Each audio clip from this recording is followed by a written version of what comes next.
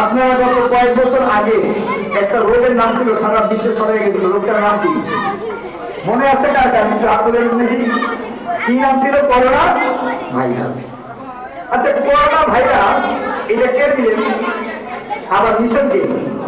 আপনি দেখছেন করোনা ভাইরাসের সময় আপন ছেলে তার মাকে ধরে নেন, দেখছেন না? বেশি দূরে যাওয়ার পর আমার এলাকাতেই এই করে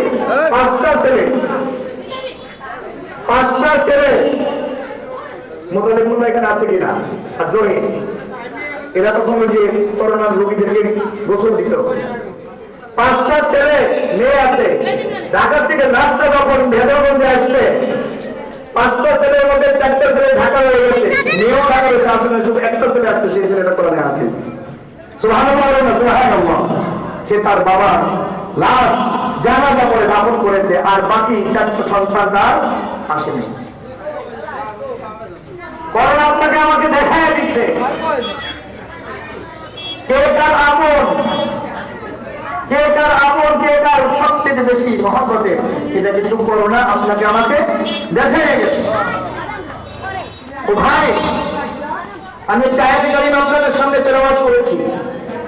লোকমান আলাইহিস সালাম তার নিজের সন্তানকে বললেন, ইয়া বুনাইয়া লা তুশরিক বিল্লাহ, হে আমার প্রিয় বৎস, আল্লাহর সঙ্গে কাউকে তুমি শরীক করিও না।